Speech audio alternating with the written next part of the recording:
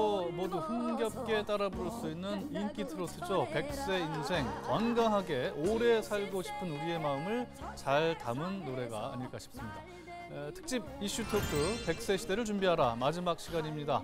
100세까지 사는 시대에 우리는 어떻게 살아가야 할지 오늘은 그 이야기를 나눠보도록 하겠습니다. 두 분 모셨습니다. 초고령 사회 일본에서 길을 찾다의 저자 김웅철 매일경제TV 마케팅국장 그리고 한국보건사회연구원 인구정책연구실의 이상림 연구위원 모셨습니다. 안녕하십니까? 안녕하세요. 예. 자, 오늘 이야기가 시청자 여러분께 나는 어떻게 살아가야 할까? 뭐 어떻게 준비를 해야 할까? 이렇게 생각하시는 분들 많이 계실 텐데 작은 실마리가 될 만한 영상을 함께 보고 이야기 나눠보도록 하겠습니다. 83.5세, 2020년 기준 우리나라의 기대 수명입니다. 이때 태어난 아이들은 평균적으로 83, 4살까지 살 수 있을 것이다. 이렇게 예상하는 건데요. OECD 평균보다도 3년 높은 수준입니다. 우리나라의 기대 수명은 매년 늘어나고 있습니다. 100세 시대라는 말이 현실이 되고 있는 거죠. 올해 103세가 되신 김영석 연세대 명예교수. 그는 한 라디오 프로그램에서 이렇게 말했습니다. 과거에는 인생을 2단계라고 했는데 이제는 오래 살기 때문에 3단계로 설계해야 한다. 30살까지는 내가 나를 키워가는 단계, 65세까지는 직장과 더불어 일하는 단계, 그리고 은퇴 후 90세까지는 사회를 위해서 일하는 단계라고 말이죠. 그리고 이렇게 덧붙였습니다. 사과나무를 키웠으면 열매를 맺어서 사회에 줘야 한다. 그래야 사과나무로서 가치가 있는 것이라고요. 그리고 그것이 곧 본인에게도 커다란 행복, 사회적 보람을 줄 수 있다는 겁니다. 여러분은 남은 인생을 어떻게 살고 싶으십니까? 어떻게 살아야겠다고 생각하십니까? 예, 울림을 주는 이야기 같습니다. 3단계로 인생을 살아야 된다. 2단계 일단 65세까지 직장 생활을 해야 되는데 잘 할 수 있을지 모르겠습니다. 이것부터 해야 될 것 같고 누군가 남을 사회를 위해서 마지막 3단계는 살아야 된다. 울림이 있는 이야기 같아요. 김웅철 국장께서는 어떻게 일본 사회에서의 어떤 고령화 이런 걸 많이 연구하셨으니까 앞으로 본인의 노후는 준비하고 있습니까? 네. 원래 중이 제 머리는 못 깎는다고. 예. 네, 저도 걱정입니다만. 네. 네.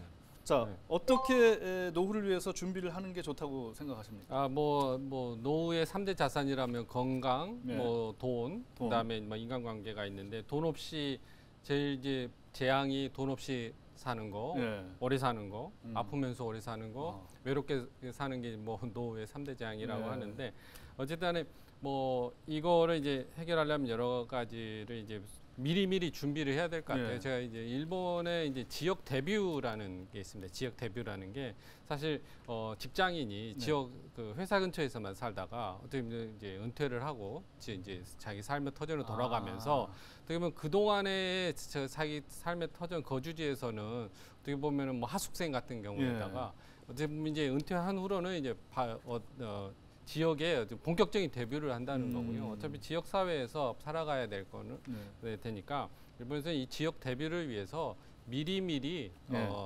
은퇴하기 전에 5년에서 10년 전부터 프리 지역 데뷔를 해서 미리 이제 지역 시민으로서 거기에 익숙해 살아갈 수 있도록 준비를 하는 거 그거를 많이 강조를 하고 있고요. 실제로 지역 데뷔를 위해서 거의 모든 지자체에서 지역 데뷔 프로그램을 지금 운영을 하고 있습니다. 그래요? 미리 받아서 지역사회가 어떻게 생겼고 지역사회에서 당신이 오면 어떤 활동을 할 수 있고 지역사회에는 여러 시민단체들이 이런 게 있고 이런 거를 미리 교육도 하고요. 실제로 참여해서 참여해서 체험도 할 수 있게 해주고요. 그렇군요. 자, 노후를 위해서 5가지 통장을 만들어놔야 된다. 이렇게 주장을 하는 걸로 알고 있습니다. 제 주장은 아니고요. 일본의 우리 은퇴 선배라고 할 수 있는 미리 은퇴를 하신 분들의 이야기를 종합해 보면 뭐 5가지의 통장이 필요하다. 행복한 노후에서는 뭐 일상을 일단 즐길 수 있는 취미를 저축하는 저축 통장. 그다음에 삶의 가치를 아까 뭐 역할을 계속 해야 하는 게 중요하다 하는데 삶의 가치를 찾을 수 있는 교양, 지식을 저축을 하고. 그다음에 건강의 저축은 사실 필수겠죠. 건강의 저축 필수고 노후가 외롭지 않도록 친구를 저축하고 품위를 잃지 않도록 돈을 가장 중요할 수도 있는데 돈을 예. 저축하라라는 이제 5개의 저축 통장에 이제 많이 있습니다. 어떻게 배우자가 좀 빠진 것 같은데 배우자는 사별을 할 수 있으니까 좀 빠진 것 같습니다. 네.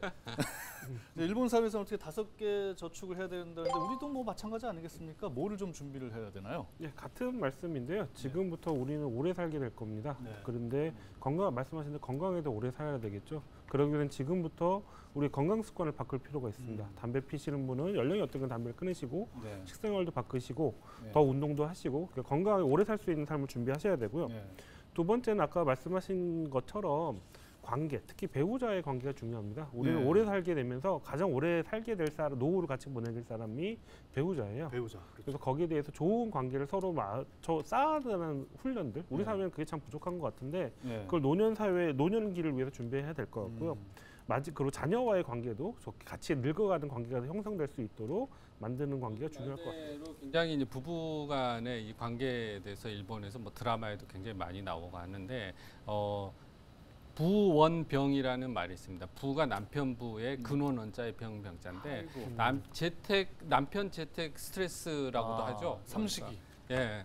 그러니까 이제 은퇴한 후에 부인들이 익숙하지 못한 그 상황을 공황장애 느끼듯이. 그래서 어떤 드라마 보면은 3m 안에 남편이 들어오면은 호흡이 곤란해가지고 아예 따로 이 거처를 마련해서 일단 3m 거리를 두면서 사는 이런 이제 실제로 그런 일이 있어서. 그래서 일본에서 졸혼이란 말도 일본에서 나온 거잖아요. 결혼을 졸업한다. 실제로 그렇습니다. 졸혼 사례가 많이 있습니까? 일본에? 졸혼 사례가 많이 있고요. 어떻게 보면은 졸혼이라고 하면은 이 뭐라 그러죠?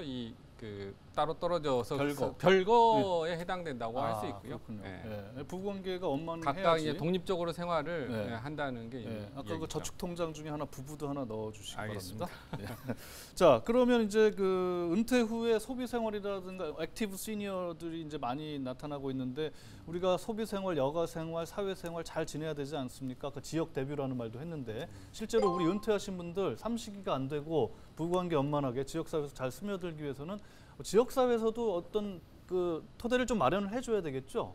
네, 우리 사회가 지역 커뮤니티가 굉장히 약한 사회이기도 합니다. 그러기 위해서 사회적으로 그리고 지자체 준비를 해야 되는데 여기서 좀 눈여겨볼 게 하나 있는 게 우리나라의 많은 젊은 지역들이 사실은 노인 증가 속도가 더 빠를 겁니다.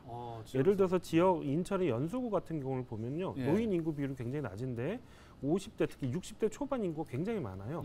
그런 소리는 뭐냐면 5년, 10년 안에 노인 인구 갑자기 늘어나게 될 겁니다. 근데 지금 우리 지역은 젊은 지역이다라고 착각을 하면서 거기에 준비를 안 하는 지역들이 많아요. 그러면서 우리 지금의 인구가 아니라 앞으로 5년, 10년 뒤의 인구를 바라보면서 갑자기 늘어나는 그리고 은퇴하시는 분들을 우리 지역사회에 어떻게 안착시킬지, 우리 커뮤니티 어떻게 강화시킬지에 대해서 같이 고민을 해야 될 것입니다. 그러니까 이제 제1기 신도시라고 하는 제가 이제 일산에 삽니다만은 신도시가 이제는 쉰도시가 됐을 정도로 신도시가 아니죠. 그래서 5년 뒤면 이제 고령자층으로 된다. 10년 뒤면 그런 걸 이제 감안을 해야 될 것 같은데 실제로 그 일본에서는 이미 앞서서 겪었으니까 이 액티브 시니어 어떻게 좀 여가를 즐기는 게 좀 바람직하게 이렇게 있습니까? 이제 여가도 여가지만은 가장 이제 노후의 만족감을 느끼기 위해서는 자기 효능감이 높아야 되고요. 그러기 위해서는 자기의 이제 뭐 사회에서 역할을 계속 유지하는 게 가장 중요한 건데 지역 사회 이제 말씀하셨는데 이게 이제 아까 액티브 시니어는 뭐 지식도 있고 돈도 있고 뭐 경험도 있고 뭐 재력도 갖췄잖아요. 이분들이 지역 사회 고령 사회가 되면 다양한 지역 사회 문제가 발생합니다. 지역 돌봄 문제랄지 육아 문제 발생하는데 그런 이제 사회적 문제들을 이제 그거를 문제 해결을 주체로서 역할을 하는 게 좋은데 일본 같은 경우에 이제 NPO라고 비영리 어떻게 보면 사회적 기업이 있거든요. 아주 이제 지역 밀착형 사회 문제 해결형 사회적 기업인데 이런 게 이제 일본은 NPO 법인이고 여기에 액티브 시니어들이 은퇴 후 액티브 시니어 굉장히 많이 참여합니다. 굉장히 자원봉사 같은 걸 자원봉사긴 한데 사회적 기업이어서 어느 정도 자기 용돈도 벌어들일 수 있어서 윈윈이고요. 사회적 활동도 하면서 사회적 문제들 해결하면서 그런 거를 이제 일본 NPO 법인이 일본에 한 5만 개 정도가 있는데 그런 제도를 더 활성화할 수 있도록 우리가 좀 적극적으로 지원을 하고 거기에 시니어들이 많이 참여를 하면 그것도 하나의 솔루션이 될 것 같습니다. 그러네요. NPO, 비영리기구, 이제 NGO라는 말을 우리는 주로 쓰는데 NPO 5만 개나 된다고요. 그러니까 사회적 기업, 용돈도 벌면서 지역사회 봉사활동도 하는 이제 고령자가 돼서 은퇴 후에 이런 역할을 하면 굉장히 보람 있을 것 같은데 국내에는 그게 좀 활성화돼 있지 않지 않나요? 아직은 약합니다. 우리나라 사회적 기업의 형태가 그거를 준비하고 있는데요. 아직까지 그 준비하시는 분들의 사회적 인식이나 지원이 많지 않아서 굉장히 좀 미흡한 수준이고요. 미국의 NPO 사례를 보면 굉장히 다양한 것을 합니다. 예를 들면 뭐 도시락 배달이라든지 마을의 저녁 반상회라든지 그러니까 그 지자체의 정책이 닿지 않는 곳을 다 메꿔주는 역할을 합니다. 그렇기 때문에 굉장히 유용한 사례가 될 수 있고요. 또 하나는 우리가 미래를 지역사회 준비를 하는데 우리는 너무 지자체만 바라보는 것 같아요. 예를 들어서 지역에 있는 교회라든지 농협이라든지 학교라든지 뭐 이런 학원이라든지 이런 민간 자원도 같이 참여할 수 있는 방안을 같이 고민해야 될 것 같습니다. 나이가 든다는 건 노인만 나이 드는 게 아니라 우리 사회가 같이 나이가 드는 거거든요. 이거는 준비는 정부나 지자체뿐만 아니라 우리 모두가 같이 해야 될 것입니다. 일본 사회에서 보면은 이제 그런 이제 노동력을 좀 활용하기 위해서 은퇴하신 분들을 아이들을 양육하거나 혹은 이제 대학생들과의 교류의 장을 만든다거나 아니면 이제 어떤 시골 지역의 예술가를 초대를 해가지고 그 예술을 가르치게 하는 이렇게 하면서 또 그 지방 소멸을 막는 이런 제도도 많이 시행되고 있는 것 같은데 굉장히 효과가 좀 있는 것 같아요. 네, 뭐 예를 들면은 일본의 이제 시골 마을에 살아있긴 한데 거기에 그 빈집들이 이제 많이 생기죠. 일본은 이제 빈집도 굉장히 이제 큰 문제거든요. 그렇죠. 뭐 도심도 그렇지만은 이제 특히 시골은 문제인데 그 빈집을 예술가들을 이제 초대를 해서 사실 뭐 영빈관이라는 이름을 붙여서 영빈관 1호, 2호, 3호, 4에서 뭐 다양한 예술가를 이제 초청을 해서 거의 뭐 무료식으로 해서 이제 방을 이제 대여를 해주고요. 그 예술가가 마을에 있는 시니어나 이제 그 아동들과의 교류, 예술 교류를 통해서 여러 가지 마을 지역의 분위기도 활성화시키고. 그런 사례들이 있습니다. 지금 이제 빈집 문제를 말씀하셨는데 일본에서는 이미 빈집 문제를 해결하려는 노력이 많이 이루어지고 있어요. 국내에서는 그런 노력이 좀 안 보이는 것 같거든요. 시작이기도 하고요. 근데 지자체 특히 지방 소멸 지역에는 이 문제 굉장히 심각을 합니다. 사실 손 놓고 있다고 봐도 될 정도로 굉장히 심각하게 굉장히 좀 심각합니다. 우리가 차를 타고 가는데 한 5분 동안에 되는 거리가 아무도 없어요. 옛날에 많이 살았던 곳인데 사라지는 공간들이 있습니다. 이것을 심각하게 하는 이유는 지자체의 노력뿐만 아니라 법 제도적으로도 많아요. 예를 들면은 그러한 자산을 어떻게 처리해야 될지, 철거를 어떻게 해야 될지, 그리고 그 자산을 공유하는 방법이 어떻게 있을지에 대해서 제도적인 내용도 굉장히 준비가 많이 돼야 되고요. 또 다른 문제는 우리 빈집 얘기를 하는데 빈 농토도 문제가 될 겁니다. 농지도. 농지가 지금 많이 어르신들이 많이 계신데 그분들이 돌아가시면서 비어 있는 농지, 그러면서 황폐화된 농지가 많아질 거예요. 농사 지을 사람도 이제 사라지니까. 그래서 그러면서 이제 미래 사회에는 오히려 식량 수급 문제가 더 심각해지고 우리나라 농산물 가격이 오를 가능성이 굉장히 높습니다. 지금은 쌀이 남아 돌아서 쌀값 폭락이 문제인데 앞으로는 이제 식량 위기가 올 수 있다. 그렇죠. 농사를 짓는 분이 줄어드니까 아무래도 특히 이제 그 대도시 인근에 있는 근교 농업이 무너지면서 그 농산물값, 특히 신선 제품의 값이 오를 수가 있는데요. 이건 다르게 생각하면 청년에게 기회가 될 수 있어요. 청년의 스마트 농업이라든지 이런 식으로 청년이 다시 활동할 수 있는 공간이 될 수 있는데 그러기 위해서는 농토를 다시 지자체가 관리를 해줘야 돼요. 이러한 제도적인 문제도 같이 고민이 됐으면 좋겠습니다. 이제 뭐 노후를 위해서 어떻게 무엇을 준비해야 하는가 이 얘기를 좀 더 해봐야 될 것 같은데 이 어르신들은 만약에 나한테 1년의 수명이 남았다 그러면 뭘 하고 싶습니까? 이렇게 여쭤봤습니다. 함께 어르신들 답변 들어보시죠.